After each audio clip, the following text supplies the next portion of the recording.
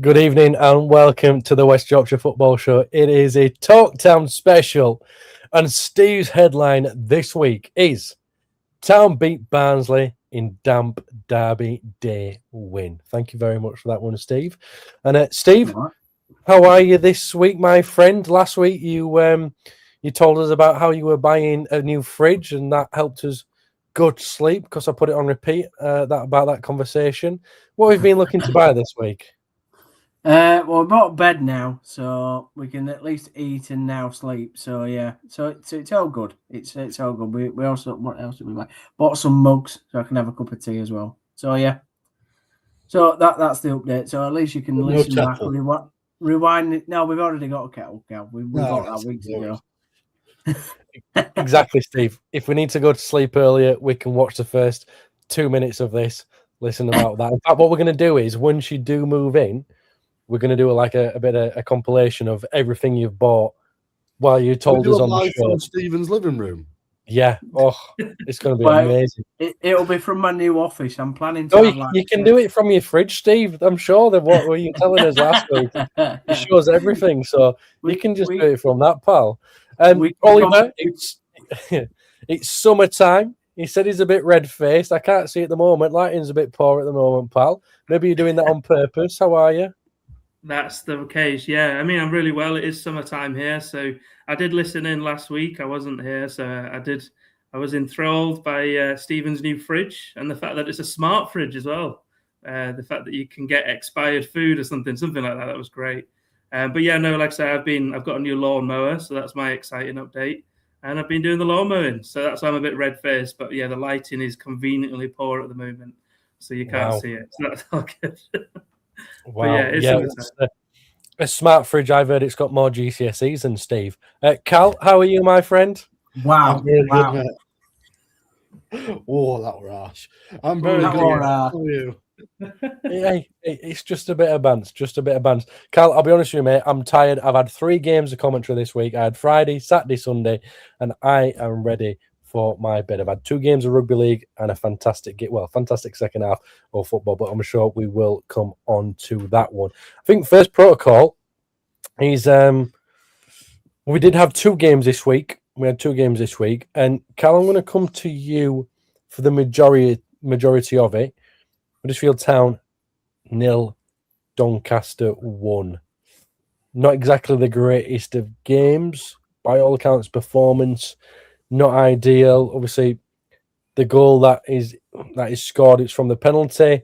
Is it a penalty? Yes or no? Hands are up. Is it accidental? It's a conversation that I think we're going to have with Oliver and Steve because they've seen that. But in terms of the game itself, Cal, should have been a lot better, really. Yeah.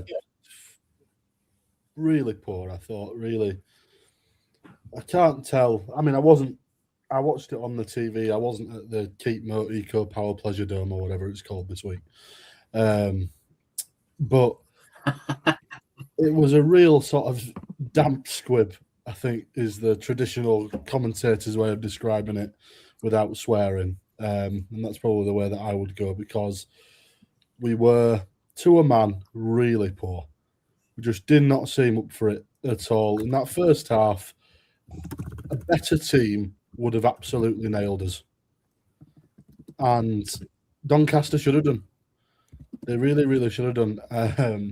I put on Twitter a picture of Lee Grant with the caption, Liam Manning whenever he plays Grant McCann. Just because we seem to have reverted back to type in terms of we had a lot of the ball and just did nothing with it and allowed them the space to move, which has been my criticism of this team a whole lot. Coming onto here and saying we leave too much space, and in the games where we haven't left that space, we've done really well and we've been able to engage and close down and sort of nullify the threat. But when we leave them gaps and the big spaces, they're filled with opposition players, and that often results in chances. I mean, the only stat that you need to look at is 12 shots, none on target in 90 minutes for Huddersfield Town, not one. Yeah, I think that's been a concern, hasn't it, for the last couple of days, couple of games, Cal, fact that we're not getting shots on target. It's the basic of winning a game. Yeah, you don't score goals, you don't win games. It's as simple as that. But this has solidified, unfortunately, that Dion Charles just isn't the answer to the upfront question. And I know he's had to fulfil that role and he's had to be sort of the starting striker because of the injuries and suspension of May, etc. We've had a lot to contend with. But he's not exactly come out of it having grasped the nettle and thought, right, this is my chance to prove myself. He is very much leaving this little spell of being in the side, the same footballer he was before he came into the side. We've looked worse without Bojan and May. We've looked weaker, not only up front, but I think all over the park. I think their departure has left a hole that has meant other players have had to fill in and maybe find themselves in positions that they're not meant to be in and are not used to being in. So it's then meant that overall the performances have dropped.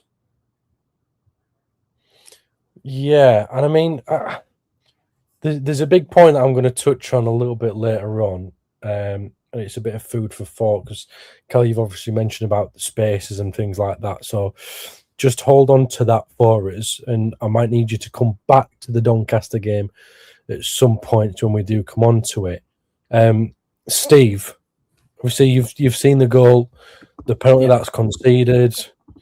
Is the referee, does he make the right decision there? Yeah. Yeah, it is a handball. I mean, I don't know really what Ballymun was doing, to be honest. He sort of like tries to jump, but I mean, I know sometimes I try and defend players and go, well, where can he put his arms? But literally his arm is like, it's just in such an unnatural position there where the ball's hit it. It is a handball, and you can't have any sort of questions against it. And then obviously the person that steps up doesn't miss penalties and now hasn't done for the last 429 years of his career. So you knew it were going to go in. Yeah, and Oliver, any complaints from you about the penalty?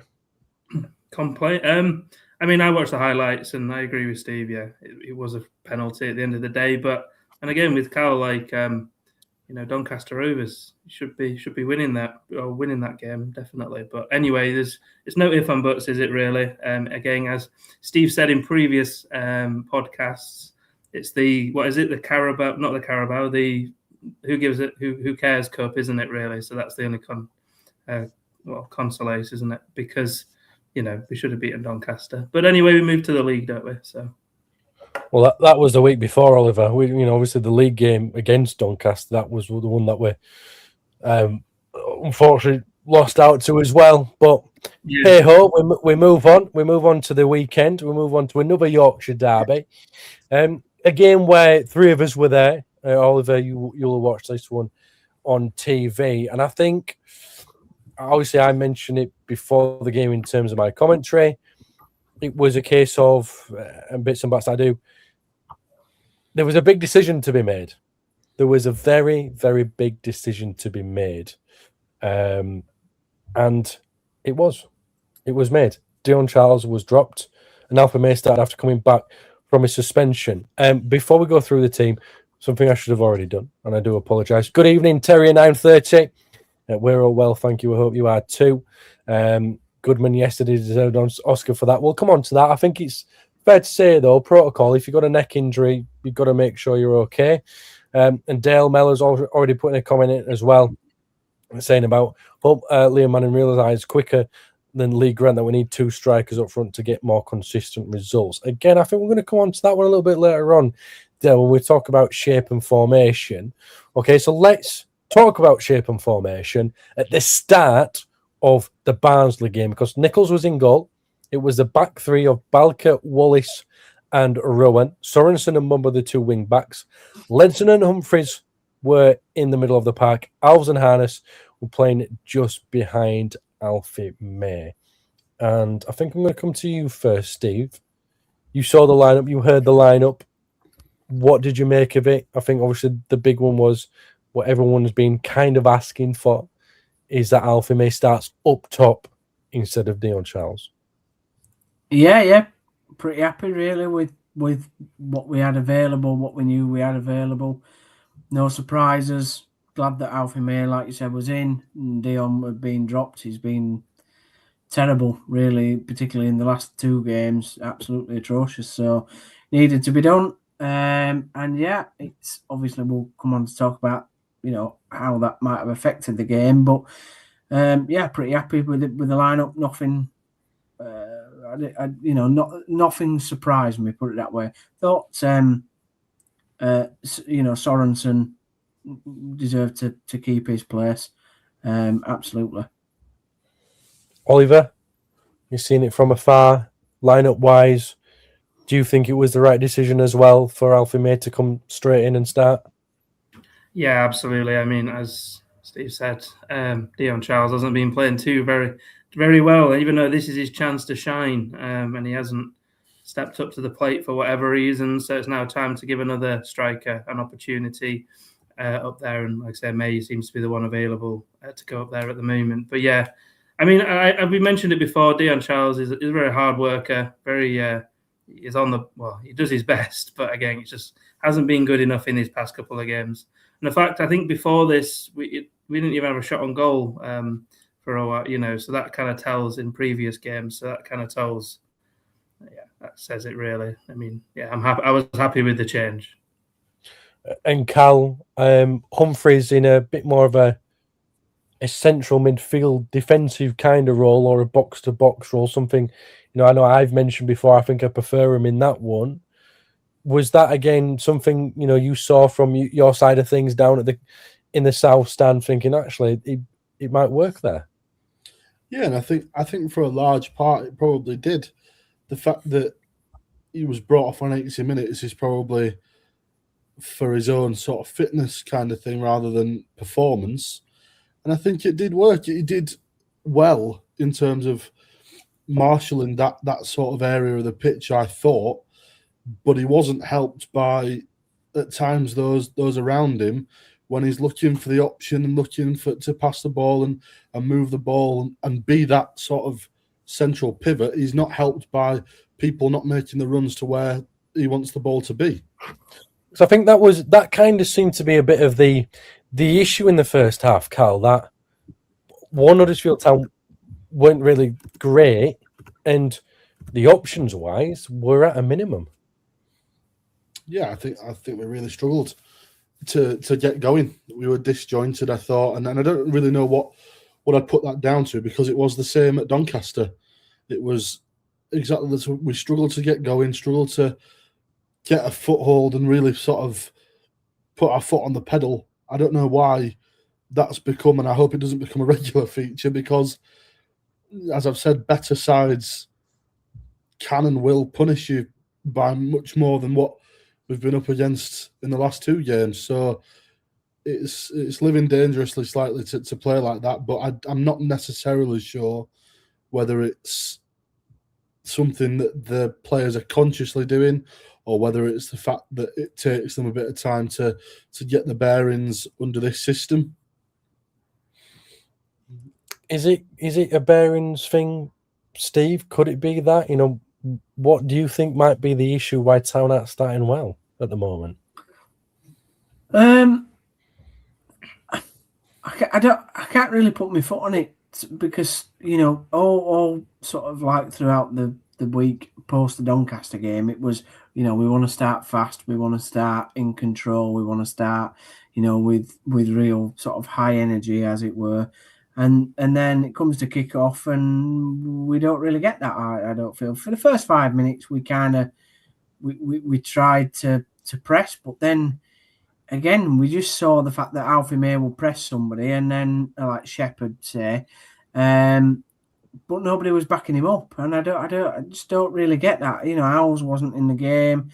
We just talked about Humphreys, but I still don't really know what he's good at. I'm not saying he's not effective in the position he is. He does a lot of running, and he moves the ball on. But I don't really see him he don't stand out to me. I didn't think in the first half. I didn't think, what a performance to get it by the scruff of the neck. I actually thought Ledson was better than him in the entire match, to be honest. And that's not just because Ledson scored. I thought, Ledson was putting tackles in. He was trying to move the ball forward as quickly as he could, and Humphries wasn't really doing that. It was a strange first half, to be honest. I didn't think Barnsley were fantastic. I thought they were all right. They probably did deserve their goal that they scored. Wasn't like the Blackpool game where it came out of absolutely nothing. Barnsley did have a couple of efforts, didn't they? And the McGoldrick goal is unbelievable, but at the same time, where is that part of the pitch to try and close him down and block him? So I thought it was a disappointing first half, Kane, to be honest. With what was talked about after the Doncaster game, I didn't see anything from what they were suggesting that they were going to do. Yeah, I mean, Barnsley were, when they went on the attack, Steve, they were quite quick, weren't they? They got the ball to the wing. It was like, head down if we can, and get the ball into the box. Yeah, Cleary was their best man, to be honest, in that first half. He like I said, direct running, got down the wing, got down the side, and put a cross in early. I thought Connell was very good in their midfield. I mean, he's a good player anyway. He's somebody I would like in Town's midfield, to be fair. Very effective, getting on the ball, giving and going, and trying to, like I said, spray the ball out to the sides as quickly as possible. So they were quite effective in doing that in the first half. Obviously, we'll come to talk about the second half. They weren't as effective in that second half at doing that, and I don't really know why that was. Maybe it's because we started to perform better. But the first half they sort of got our number, really, Kane. I thought McGoldrick was extremely good in the first half. To be honest, I didn't think any of our defenders could handle him, mate. To be honest, I think McGoldrick is a fantastic player. I watched him a couple of seasons ago for Notts County in a playoff semi-final at Bradford. He scored an absolute worldie, very similar to what he scored yesterday, and he was also making last-ditch tackles at right back, left back, centre back, midfield, as well as playing striker and the link-up player. At that, I think he was 38 at the time. Honestly, that guy, he's an unbelievable player. And he made a step up again to League One from League Two at that age. Evening to you as well, Paul. Oliver, Steve can't really pinpoint what it might be. Looking from 8,000 miles away, this might be a little bit hard of a question because you don't feel what it's like in the stadium. But could there be nerves from the Town players when they play at home? Could that be one of the reasons why Town might not be starting as well? You are on mute. Let's just start that. Just testing you all. So there we go. And in terms of just starting off, nerves, no. I mean, look, we're midway through the season, just past halfway mark. We've had plenty of games now. The team hasn't changed much. There should be no nerves at all. And don't forget, I keep saying it in our little group chat, but we have it's Fortress Aku, 10 games unbeaten. You know what I mean? This is our sort of where we get the results, and we have the home crowd with us. The one thing I will say, and I've mentioned it before in previous podcasts, obviously Manning, we won 3 games in a row because the managers at the time, the teams at the time, didn't know what a Liam Manning Huddersfield Town is. Now, we're a few games in, we're a lot more games in. There's a lot more material for other teams to kind of assess a Huddersfield Town, a Liam Manning Huddersfield Town. I've got to give Barnsley credit because they did play well. They were closing it down and they were exploiting the wings, which is a fragile area for the formation that we have. So again, I would say that, when Huddersfield can't get off the run, I would say that other teams now are aware of what Huddersfield's all about. And that's something that Huddersfield has to now start to change and be a bit more dynamic, particularly in the first halves. And it was a fantastic goal from David McGoldrick, just about in the penalty area, right on that corner spot. Beautifully curls it around. I mean, it's a fantastic goal. But, Oliver, could Town have done better? Well, I mean, I could give you the simple answer, yes. But as Steve said, Huddersfield, it was coming. I would if Barn, did say at half time, Barnsley did deserve that. It was, and McGoldrick is a class player. He's a very experienced player, and you give him them options, give him them time, he's going to punish you, and that's what he did at the stroke at half time. So Huddersfield obviously could have done better, but at the end of the day, we didn't do better, and we had to fight back in the second half. So I won't go into second half just yet. Okay. Cal, do you think it could have been defended a little bit better? I mean, take nothing away from the finish itself. I mean, Nichols, no goalkeeper stopping that. But beforehand, he's managed to keep the ball in play. He's run around a little bit, got to the edge of the area from the byline, curled it around without much of a press on him. Yeah, and I think that's our downfall, really, that we should be doing better, but we should be backing each other up in those situations. And it's the same with what Steve said earlier about Alfie May going up and pressing, but he's on his own. We appear to be quite rigidly set in terms of where players should be and the man that they're picking up, which is good, but you have to allow for some fluidity in it. And I think it's hampering us somewhat in that we are struggling to press as a unit and move as a unit. And I think it allows someone like David McGoldrick, who, if you look back at highlight reels of David McGoldrick, has probably scored that goal about 50 times in his career, because he picks the ball up, has a look, see, right, he's there, there's a path there, and he picks it out, and you can see it's a really good goal. And I'd be waxing lyrical if a Town player had scored that. I absolutely would be. On the other end of it, I'm furious at the defending, but you've got to sort of admire it in terms of, yes, we can do better, and yes, we should defend it better from the moment he keeps the ball in play. However, a moment of individual brilliance, I'd say. Absolutely fantastic. Paul says defending was poor for the goal, but proper goal it was, a bonza. And then a little bit later, he had another chance. He was in the area, danced about a bit, looked up, pass went on, thought he'd have a shot. It seemed a little bit easy. Something needed to change at halftime. And, we mentioned the starting lineup. And Steve, there was just a very, very simple thing that I thought to change at halftime, and a lot of other people within the press area thought there should have been another change as well, potentially before the game. And eventually, we've had a change of shape. We've had a change of formation.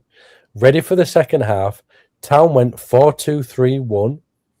And personally, I thought that was the best way to set out for that game and give Town any kind of hope.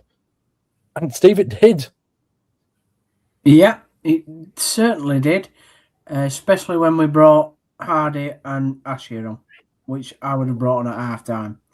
I would have taken off Alves. I didn't think he did all right. He probably was the best player in the first half in a sense, but I would have made the changes at half-time, and like I said, with the formation change, it really did work, and Barnsley were less effective because we started playing quicker passes, more forward passes.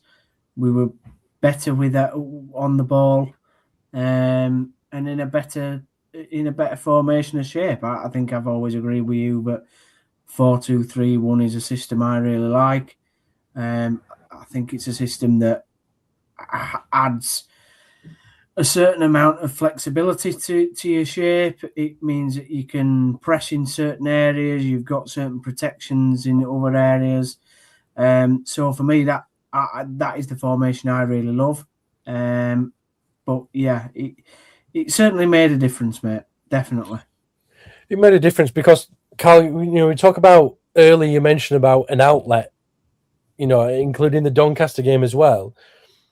And you mentioned Humphreys earlier, or it's been mentioned, it's like, we're looking for a pass. And it's like, where is one? Well, you change that kind of shape, your outlet becomes both wings, a striker, a 10, another midfielder, fullback, centre half, whereas beforehand, it's you don't have a winger and you don't have a fullback because you don't know where they're going to be. It just makes things a little bit simpler when arguably some performances over the last few weeks probably needed to just be a bit more simpler and a bit more basic. Look at the build-up to both goals for Town. There is at some point in the period of play a long sweeping pass that's allowed to roll.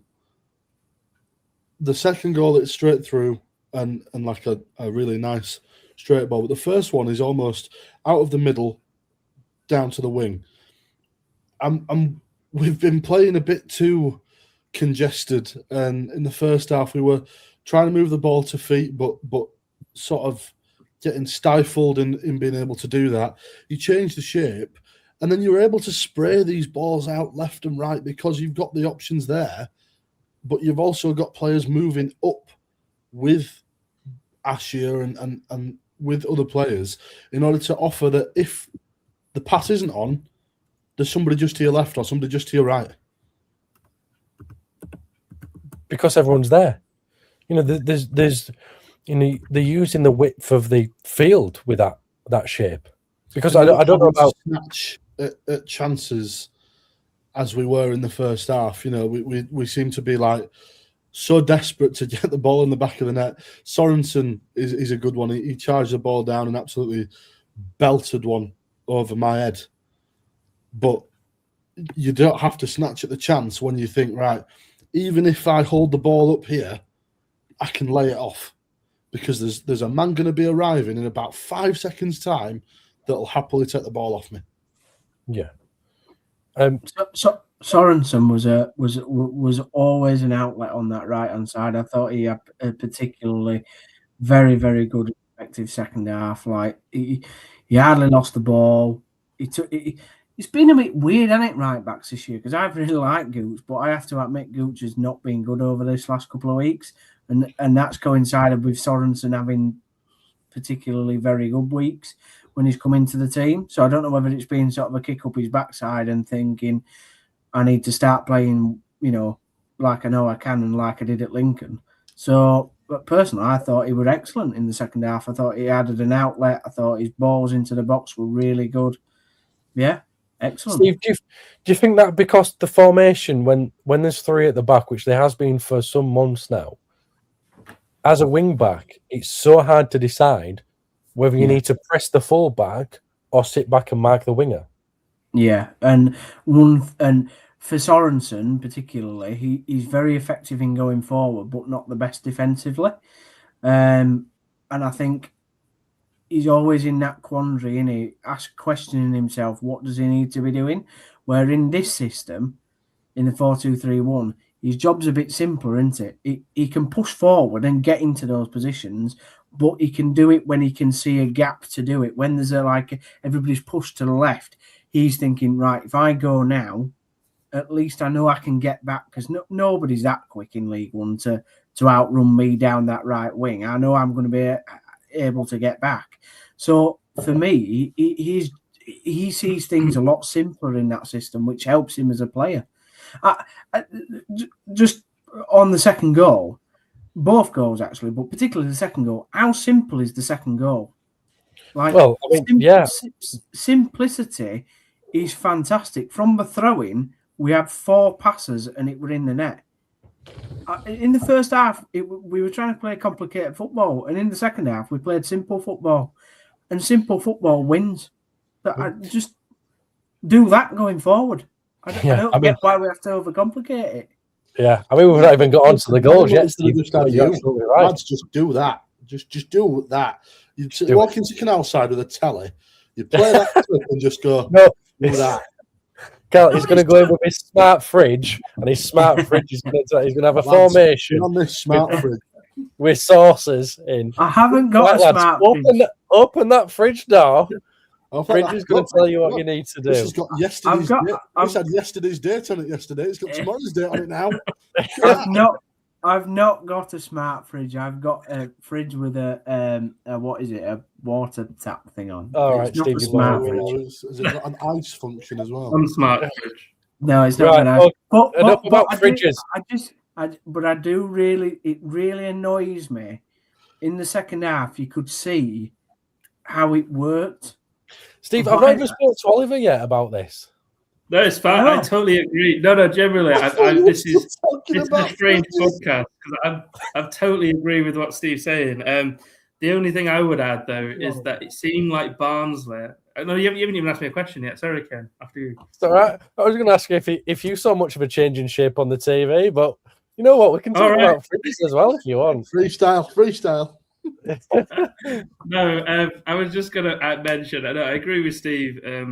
But it seemed like Barnsley, again, it seemed like they wanted to sit back and get the result and then allowed Huddersfield to play. I mean, obviously the formation worked and Manning must have spotted something, him and his team, to be able to make that change, which is what our previous manager didn't really do as much, or to change the formation. But at least we had Manning that had that was able to do that. And then Barnsley, I don't know, they just seemed to sit back and sort of try and grind that result out, That's what I could see anyway. But yeah. Right, let me just come up with a couple of comments here. Barnsley couldn't touch us in the second, couldn't live with us in the second half, says Paul. I'm going to come to you about Cam Ashley very, very soon. James is flexi 4-4-2 for him all day. Sorensen had a great game at right back yesterday. Dave Brookhouse already also mentioned Sorensen. James, I've seen yours about Kasuma too. We'll come on to them. Oliver, you mentioned that Barnsley couldn't really cope with us or didn't change things in the second half. Could that not be down to because the press was better? Because, I personally in the first half, I thought the three attackers or the striker and the two number 10s and the midfield, there was a massive gap. There was a massive gap between them. Cal, it might be hard for you to see where you sit, but that really hinders any kind of press. So the change of formation, there's a plug in every single bit of the field there. So you can always make sure that when someone gets the ball in between a line, there's a next man there. So you kind of nullify Barnsley. No, I completely agree. But I mean, looking at it as well, it looked like, as you say, Barnsley were happy to again soak up that pressure, use the defensive line and try and grind out that 1-0. But as you say, the formation managed to expose them and except 4 passes from the throw-in. I mean, that's not bad going, is it, in terms of its counter play? And again, you got to give credit to half-time as well. The talk seemed a different team, a lot of better pressure in terms of a lot more lively team. Maybe it was the formation, but I just got the impression that Barnsley did want to, rather than go and take a 2 or a 3-0, they were happy to more sit back. And it was worked to Huddersfield's advantage, so it was all good. So half-time team talk came out, different team. I'm guessing you mean Ledson stepped up there, Paul. Steve, I'm going to come back to you. Obviously, the captain, goal of the month as expected, by the way, after that fantastic finish the other week. Makes a great third-man run into the area. Lovely cross from Mumba. I'm going to touch on it again. Does Ledson get in that position in the formation that Town played in the first half?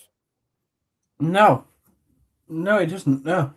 So why is he allowed to get in that position in the second half in that formation? Probably because he's been able to. We've probably let him have a bit more freedom than just staying on the toes of Murray Wallace and Rodinho Bolka. And he's probably made his own decision on the pitch to do that. Get forward. He's seen an opportunity and taken it well. It's a really good header. I think since Manning's come in, I gave Ledson a load of crap, before. We're aware of that. Yeah, I know. Yeah, go back and watch the previous 17 episodes this season and you'll see how much crap I gave Ryan Ledson. However, since Manning has come in, he's been one of the better performers. Absolutely. So, yeah, credit to the lad. It's good to see. It's what we needed. That's in those type of games, you need your captain to step up and say, you know what, we're not going to just lay down and die and lose 1-0. We're going to have a bit of fight here and show what we're about. Paul says he plays with a bit more freedom. He's a better player, hands down, at the moment. Cal, that first goal, obviously there were a change just before it as well. Did you just feel as if in the second half as a whole, and then talk to me about the goal as well, it just seemed a little bit different? I mean, obviously we've spoke about shape and formation, but everything else were they were a bit more there, weren't they? They were a bit more tempo.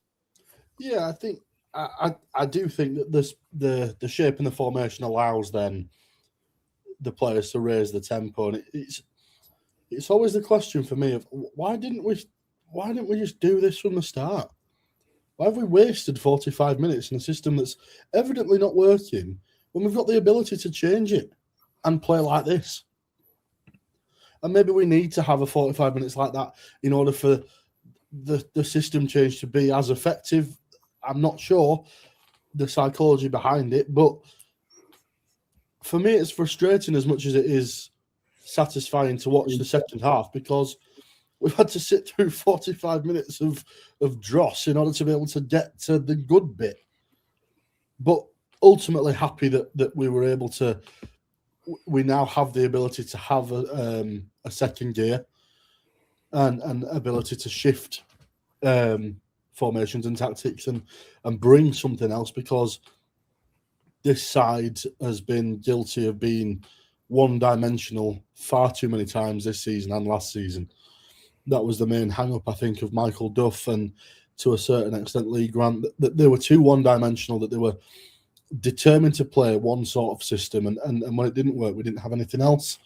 Whereas now I think what we're seeing is, we'll try this. If it doesn't work, we can revert to a different system that might give you a bit more room, and then you raise the tempo. And as soon as you start to win some of those duels and the passes that you play and start to connect and you build that momentum, the goal's always going to come, especially at home. I don't know how everybody else sees it apart from you, Cal, but I am going to stick with you anyway, because you're part of it. When that first goal went in, there just seemed to be a bit of belief, and the Cowshed loyal, you guys started making noise again. Was that subconsciously going, oh, we feel a little bit better about things now? We feel as if the shape looks get better. We've scored a goal. We're in it. It's a West versus South Yorkshire derby. We might have a game on our hands. That was the atmosphere that was coming through to me. Yeah, 100%. I think we feed off what's happening on the pitch, and it's not even necessarily the goal, but it's the way that we were playing in the lead up to the goal as well that made you think, right, if we get one back, we can go on and win this, playing the way that we were playing. So when we do get the goal to level things up, you think, right, quality.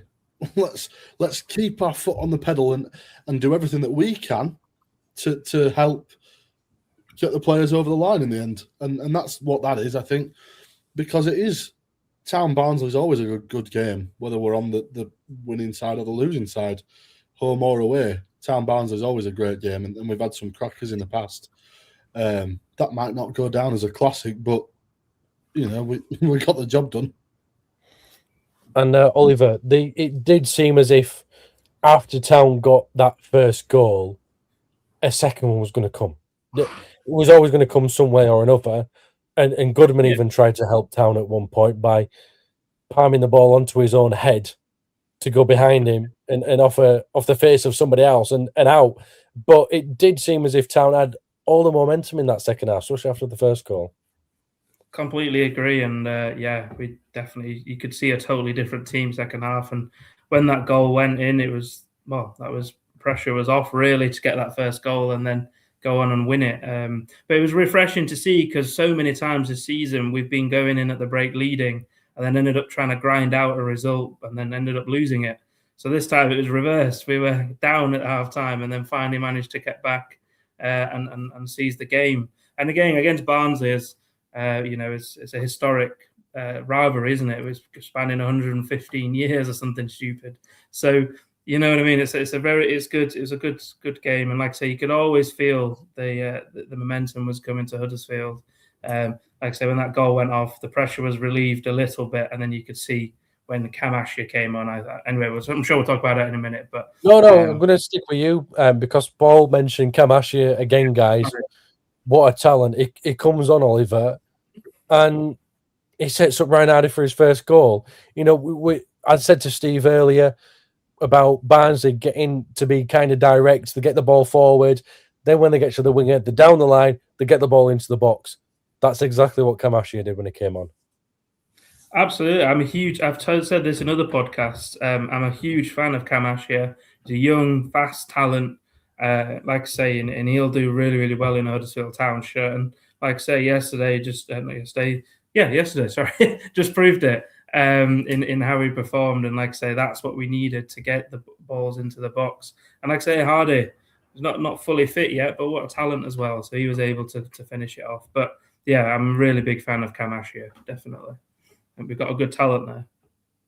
Yeah, and Hardy does superbly well to get his toe on it. And again, Goodman probably should have done better, but we've seen what Owen Goodman's like. So did we expect that to go in the back of the net when it touches Ryan Hardy's toes?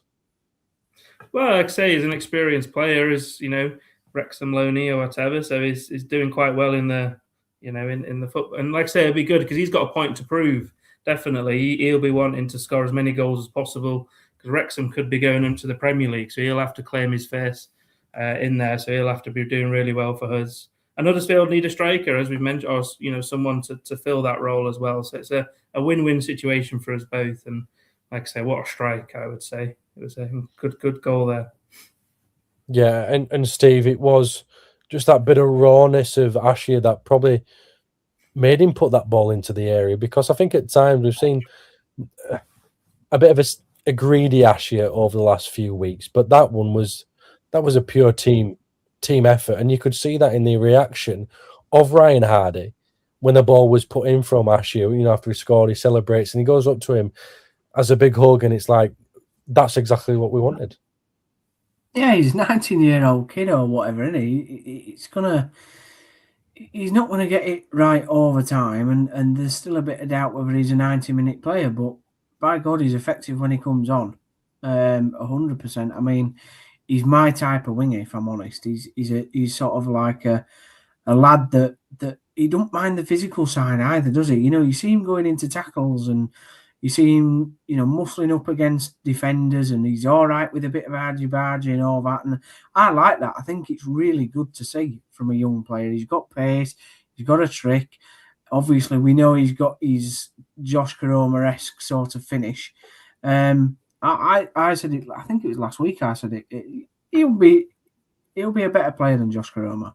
He will be, because you saw it in the last couple of minutes in the game yesterday. He's absolutely running back to do his defensive duties, to not let Barnsley get a cross in. Okay, sometimes, like I said, he doesn't get it all right, and he won't.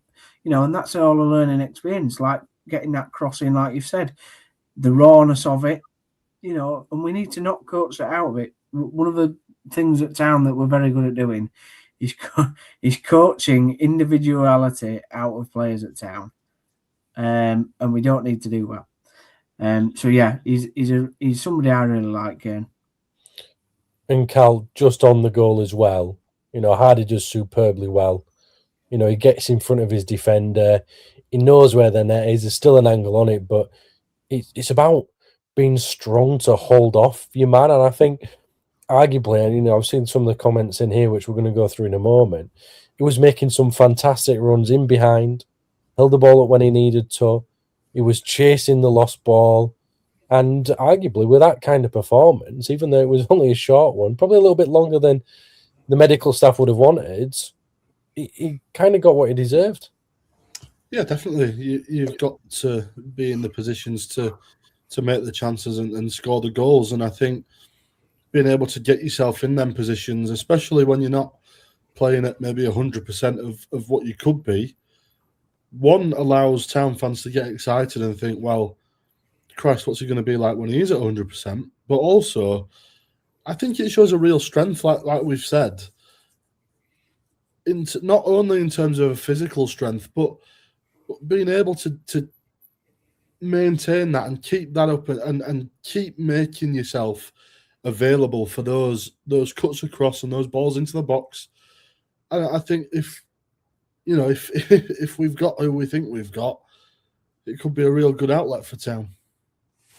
Can I just chime in there? Because I've got a point I'd like to make. So one of the things that we've seen over the last couple of games with Dion Charles being up front is that because he's not a big man striker, and neither is Alfie May, they don't have the ability to suck the defenders into like a physical battle. So what you saw when Ryan Hardy came on is the two defenders that were Shepherd and forget the other lad's name, but they both concentrated on Ryan Hardy. They were both like, I think in the system that we played in the second half, 4-2-3-1, a perfect person to be up top is a big man like a Bojan or a Ryan Hardy, like just a big striker.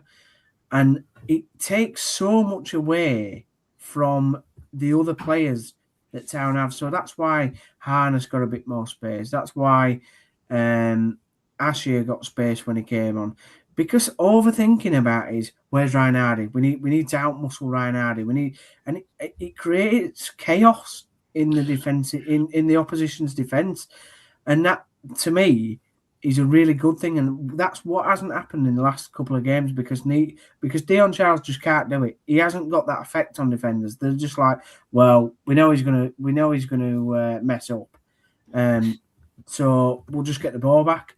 They're not scared of him, but they're scared of even a Bojan. We've seen how effective Bojan can be because they just get sucked into this mental battle of we've got to get on him. We've got to try and beat him. And that's all they think about. And I think that's why we need a big man up top. And hopefully Hardy now, with his fitness, is going to be really effective going forward for us. Is it just down to having a big man? Because in the first half, Steve, obviously, I didn't feel as if Shepherd or O'Connell were actually marking anybody because Alfie May wasn't on the last man, and the two number 10s were nowhere near that, the front line. Is it just because Ryan Hardy is a big man, or is it because of the change of the shape where Ryan Hardy then does become the last man, so the defenders have to do something, whereas before, in the first half, Alfie May was kind of looking for something, so he was coming off. He wasn't being the last man. Yeah. So it just made it easy for Barnsley to defend. Change of shape definitely helps, 100%, going to that 4-2-3-1. But when they look at Alfie May, they go, right, we know he's a good striker, but it doesn't have that sort of all I can describe it is like the defenders get sucked into an area because they just feel like they've got to physically go and out muscle their striker that they're marking or that they've been tasked to get the ball off. And because in that first half we sat away from their back line and we weren't doing the high press stuff, it was kind of easy for Shepherd and the other lad because they, like you said, they didn't have anything else to think about, did they? Apart from Towner just sat in front of them.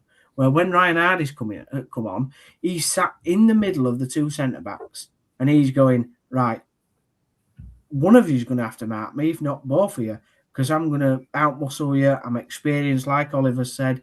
I've been around the block. I know what I'm doing, and so they both, and then they have to make a decision, don't they? Either Shepherd has to go or the other lad has to go, and because they've probably not thought that before the game, or they're a bit, like I say, it causes that chaos. They both get sucked in then, and that's when it leaves gaps in the other, at the side of the two centre backs to get in behind. So I think it's crucial to have a big man. I've screamed about it all season, and Bojan's got better at doing that, absolutely. And it was a shame when he got injured because I think he was becoming really effective for us. But hopefully Hardy will now add that with his experience because if Dion Charles is the question, God knows what the answer is. Well, James says, could Hardy be the missing piece of the jigsaw? And I think Steve's probably answered that for you, James. We have to keep Hardy fit.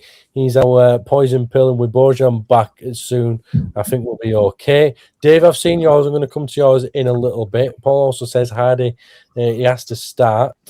Praise the Lord, says Jed. We actually found a centre forward in Hardy not since Rose we have had one. The only thing on his mind, Hardy, to get forward, bring players in and shoot at every opportunity was a menace to the Barnsley defence. Oliver, I know you've been playing with your cat, but Hardy, yeah, Hardy possibly could have got a second as well and should have done better with that shot. Yeah, I mean, Steve's kind of answered everything with Hardy. I mean, I was kind of agreeing with a lot of what he was saying.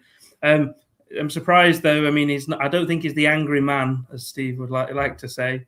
But I like to say, yeah, I do understand. Is he 6'2" or something? Quite a strong presence there, which is taking the centre defenders out, which allows our fast players like Cam Ashia to play. So yeah, I mean, like I say, he's not fully fit yet, is he, Hardy at the moment? But like I say, he could be a good talent once he gets fully fit. And like I say, his experience, he's been at this level. He was at Plymouth. I think he scored 50 goals or whatever he did. He knows this league, so hopefully we can bring him forward as we go. But yeah, like I say, he's got a good potential for the future, definitely. So Dave says, can we get 7 more wins and a couple of draws out of the next 12 games, which I think we'll need to finish in the playoffs? Cal, is that doable? And I think, a big question for me is, we've now seen Liam Manning play 2 formations. One of them we've only seen for 45 minutes, but it seemed as if that one that we've seen for 45 minutes was a very positive one compared to the other that we've seen for a lot longer. So is it a case of, do we hope that Liam Manning does change his formation to 4-2-3-1? And can we get them 7 wins and a couple of draws that Dave's talking about? I hope to stick with the 4-2-3-1 because I do feel that it gives us an extra edge. I worry that we need the poor start to be able to play the 4-2-3-1 to its best. And I worry that given the teams that we are still to come up against, that could be a dangerous issue. Let's not forget, we are still to play Plymouth, who netted 5 this weekend. We're still to play Cardiff, Lincoln. You know, we don't have a nice, easy sort of run-in, as it were. But I am much more comfortable and confident when we are playing the way we played in the second half against Barnsley. 100%. So you're wanting to see the change of formation from the start. Yeah. And I think Manning will want that as well. I think what's sort of maybe hampering him at the minute is not having the players he wants in the positions to be able to play the formation that he wants effectively. So having Dion Charles up front is not what he would choose. Having Alfie May up front is probably what he would choose. And being able to then bring on talent like Hardy to get you over the line is a very nice thing to be able to do as well. But would we like him to start? Where does that leave the other players in the side? There's a lot to flesh out, and this is what comes with changing the manager at this point in the season. There's a lot to flesh out, and there's not a lot of time to do it.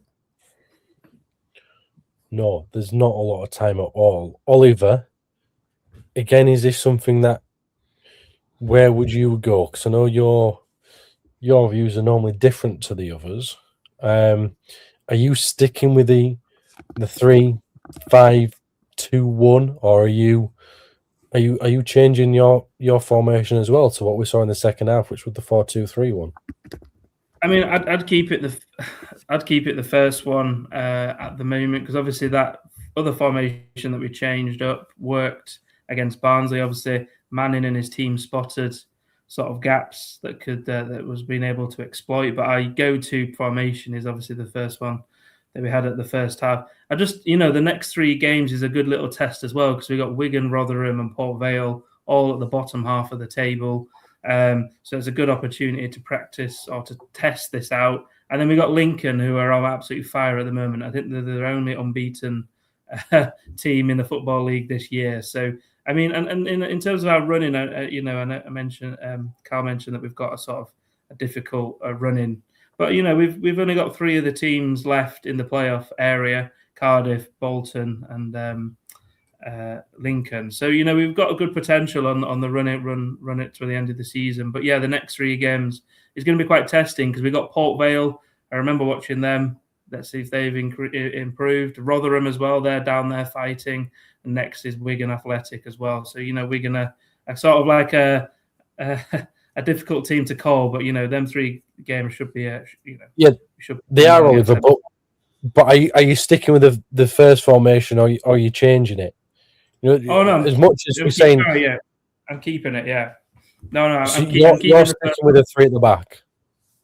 Yeah, because it's worked for other teams. That's what I'm suggesting. But the fact that Manning has a plan B, was able to change his formation at the half time to exploit the gaps. Oh, there you go, nice. Exploit them gaps in for Barnsley. There's no point in changing another formation that we have not used to. You know what I mean? Because at the moment we've started with that 3 at the back for every game with Manning and Lee Grant before. And like I say, the fact that Manning was able to change it at half time was a call that he worked, and he gets paid a lot of money to make that call. But I think we should still stick with that 3 at the back at the moment because it has been working. Okay, Steve, let's see. Come to you now. I mean, we've had it in the comments here about change of formation. Cal would change from the start. Oliver reckons it's a good plan B. Where do you see it? Do you stick with the formation that Town have been playing, or do you change it up? No, change to the 4-2-3-1. You would change to the 4-2-3-1. Yeah, I would change to that. Yeah, Why is that? especially if Reinhard is fit. I'd have 2 centre backs as well. My centre back pairing would be Watmore and Bolker if everybody's fit, but they're not either. So it'd have to be Wallace and Bolker. Sorensen at right back's done exceptionally in the last couple of weeks. I'd have Rowan at left back. I think he did all right, didn't he, yesterday? To be honest, he did. Yeah, look, I mean, I know where you're going with a team that you pick, but why? Why would you be changing? Oliver ain't changing because it's worked in the past. Why are you changing formation? Because I think it's more effective. I think we play better I think that second half yesterday showed what we can do. I think it's simpler football for the players.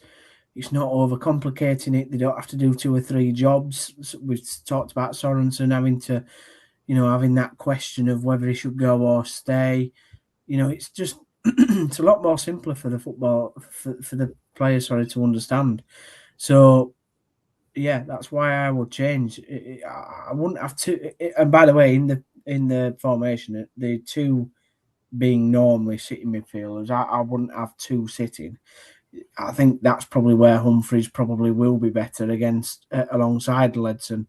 So one would go, one would sit, and you will give them freedom to decide who goes and who stays. They have to decide that on the pitch at the time. So yeah, I think that formation would work better, Kane, to be honest. Okay, so when you have a 1 midfielder going, you might as well play a 4-3-3 with what you're saying, because you just have the 1 sitting. Like just what Dale and Paul have said here, 4-1-3-2 for me. Let's go and attack teams. 4-1-2-3, more effective and dangerous. Now that leaves you with 1 central midfielder there, so I'd be very cautious about that kind of thinking.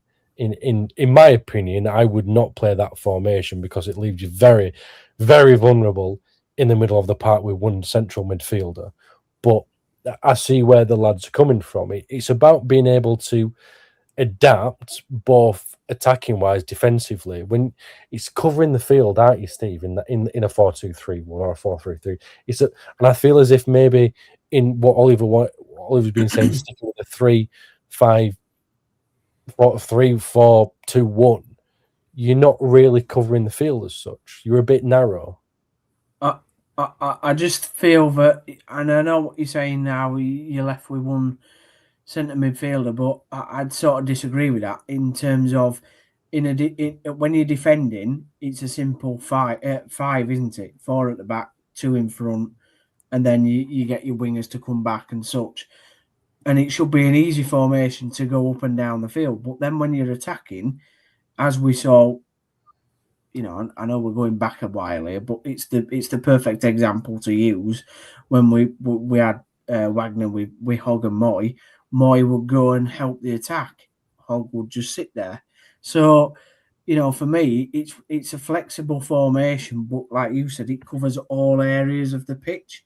I don't want to use a league rantism, and talk about sectors and all that, but you do cover a large proportion of the field. You also then have your guy on the right or the left of the 3.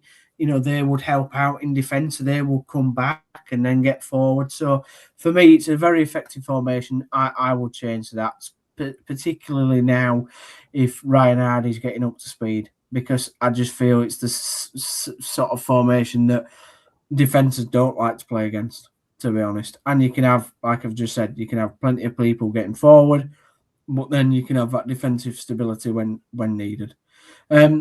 Just on the back of the other conversation, Kane, about the run, just to go back to, was it Paul's question about can we get 7 wins? Well, I've just looked at the fixtures and I feel like we can get 7 wins at the fixtures that are left. I think we'll get 2 draws and the rest will be losses. The losses will come at Plymouth, against Lincoln, and against Cardiff. The draws will be at Wycombe. Draws will be against Wycombe, and I forgot the other team, and the rest should be wins. You have to look at it. Bolton, was the other draw.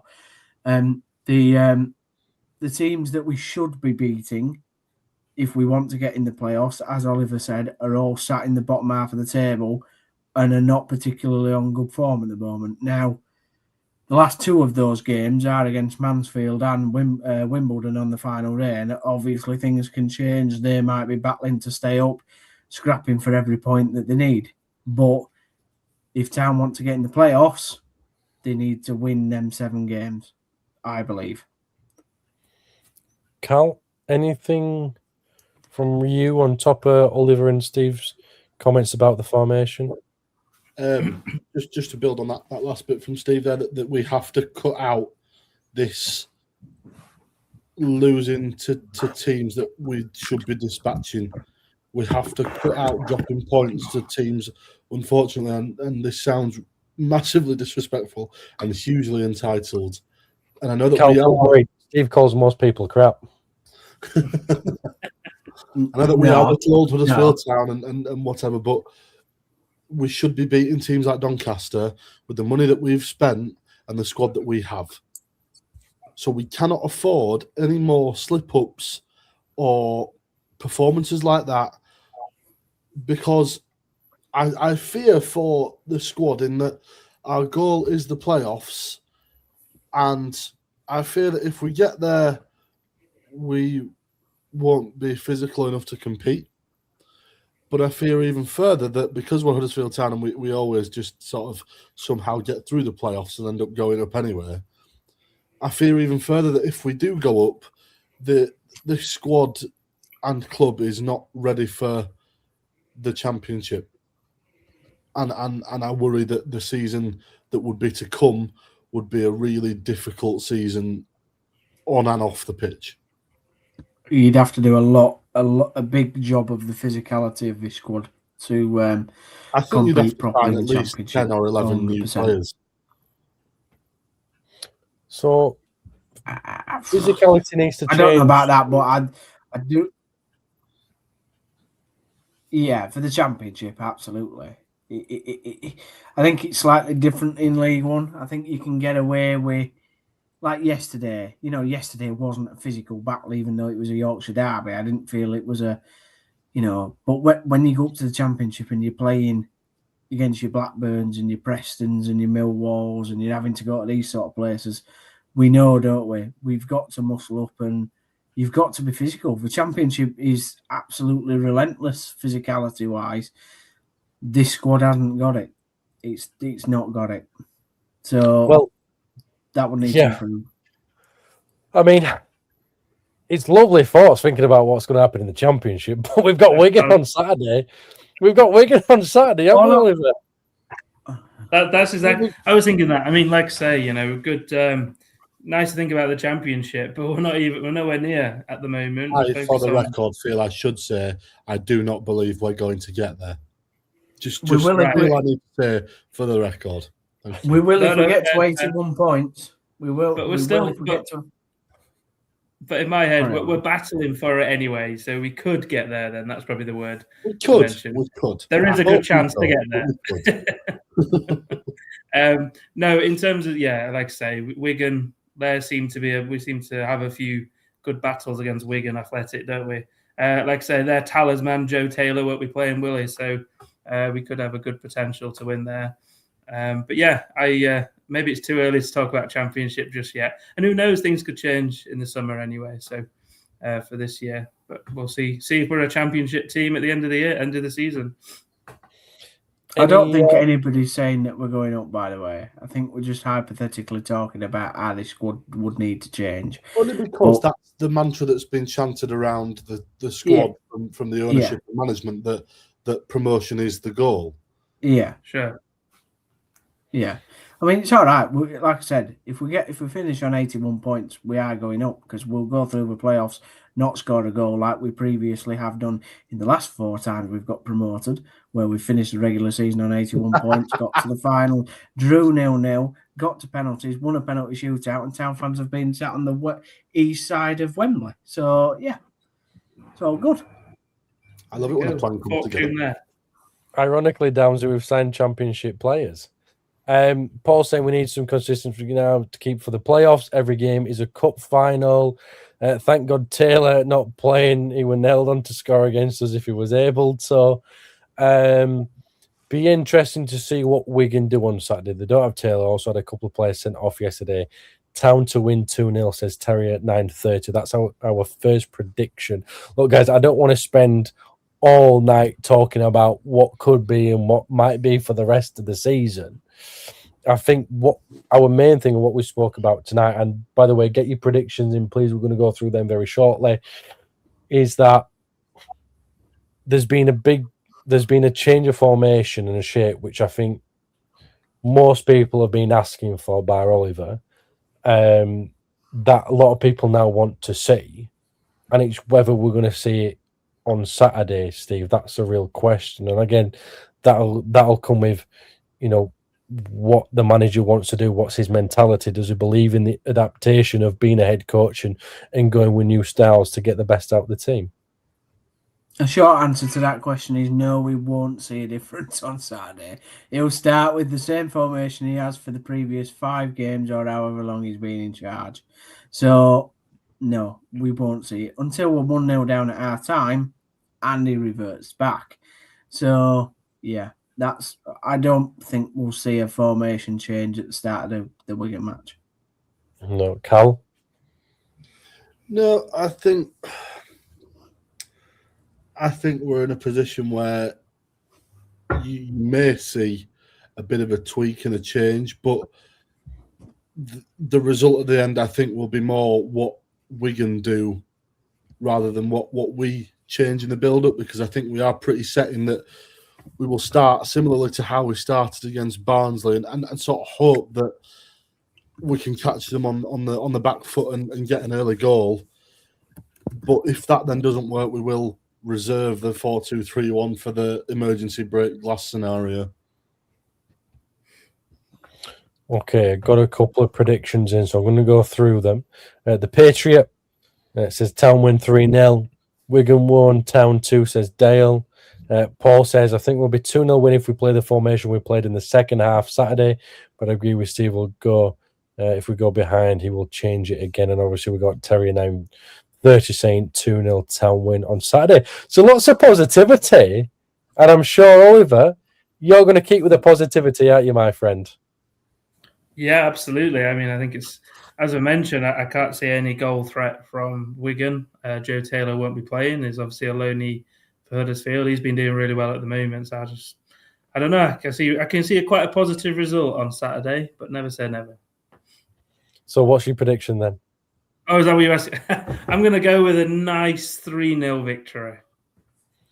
3-0 victory. Okay. Cal? 3-0. Really? Sorry. I think it's going to be 2-1 Town. 2-1 Town. Steve, come on. Give me another positive one. I can't, Kane. Oh, Yeah. no. No, I can't. Oh, I've gone positive. What? No. My actual prediction is 2-0 Wigan. Oh. I think we'll lose.